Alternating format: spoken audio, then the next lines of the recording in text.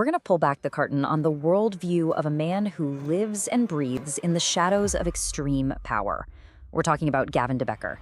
He's the go-to security guy for people like Jeff Bezos, for royalty, top government officials. You get the picture. And his job, well, it gives him this really unique and frankly pretty unsettling look at how the world really works. He actually says it best himself, with a warning to anyone who's ready to listen. I mean, talk about setting the stage, right? That's a direct quote from de Becker. It's not just a line, it's a promise of unfiltered access to a world that for most of us only exists in the movies. Okay, so first things first. To really get a handle on his worldview, you have to understand the world he's in. You have to understand his role as the protector to the powerful.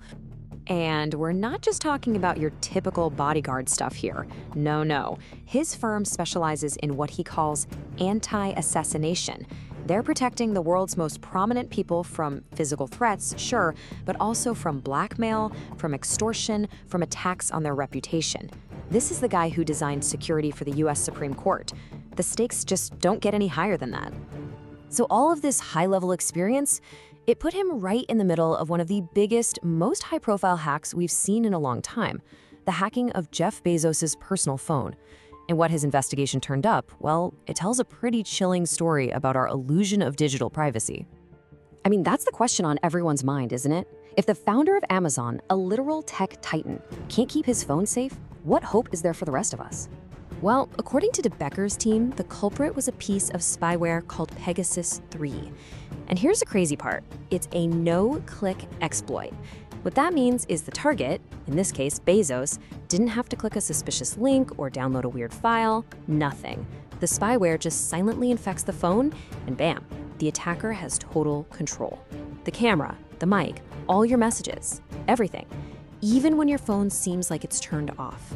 So why go after Bezos? Well, it was this messy mix of politics and big money. At the time, Bezos owned the Washington Post, which was being very critical of Saudi Arabia, especially after the murder of journalist Jamal Khashoggi. And at the exact same time, the Saudis were building a rival to Amazon and were deep in business deals where, having that kind of inside info would be a massive advantage. And this all leads to a really stark, really chilling conclusion from de Becker. He basically says that if a government, a state-level power, wants into your digital life, they're getting in. Period. For him, the whole idea of personal digital privacy, it's just an illusion now. It's not part of this new world we live in. But these hidden operations, they aren't just about spyware and phones. According to de Becker, this goes way deeper, right into one of the most disgusting and explosive scandals of our time, the Jeffrey Epstein case. And he argues it was not at all what it seemed to be on the surface. De Becker's theory is, well, it's just wild. He says Epstein wasn't just some monster acting alone. He was a construct, a carefully built front. The money, the jets, the private islands, all of it designed to create a persona that was really just a cover for a very sophisticated intelligence operation. And the way this whole thing allegedly worked, it's like a masterclass in manipulation. Step 1, lure powerful people in with a promise of wealth and access. Step 2, compromise them in the worst possible ways. Step 3, record everything. Hidden cameras, microphones, the whole shebang. But here's the twist. Step 4, control. He wouldn't threaten them with the tapes. Instead, he'd play the role of their rescuer, the only one who could make their problem disappear. And just like that, he owned them for life. And if you're thinking, wow, that sounds like a conspiracy theory, well, de Becker points to things like this. The US attorney who gave Epstein that ridiculously lenient plea deal, the one that shocked everyone, when he was asked why, his answer was simple and absolutely chilling. I was told he belonged to intelligence. The attorney later had to resign over it. So who does de Becker think was pulling the strings? He alleges it was an Israeli intelligence operation. The goal? To gain leverage over powerful people in the US and in other countries. And he points to connections like Ghislaine Maxwell's father, who was widely reported to be an Israeli intelligence asset. Okay, so these are some pretty explosive claims, right? But for de Becker, they're not just isolated incidents. They're part of a much bigger pattern, a worldview that says that when it comes to power and deception, official lies aren't the exception, they're the rule. And this quote, right here, it really gets to the heart of how he sees the world. He believes that for any powerful institution, the goal isn't really transparency. The real conversation happening behind closed doors isn't how do we tell people the truth, it's what story do we tell them. It's all about controlling the narrative. And he argues that history is just littered with examples of this. Johnson & Johnson apparently told the FDA about asbestos in its baby powder all the way back in 1972, but it took over 50 years for a final ruling. The government denied the horrifying effects of Agent Orange for decades. The opioid crisis was fueled by pharmaceutical companies who knew exactly what they were doing. For De Becker, these aren't just mistakes or failures, it's the system working exactly as it's designed to. So what does this mean for you and me? That's the tricky part, right? Just knowing that you're being lied to doesn't magically reveal what the actual truth is. Often, De Becker says, the best we can do is just achieve a healthy level of skepticism.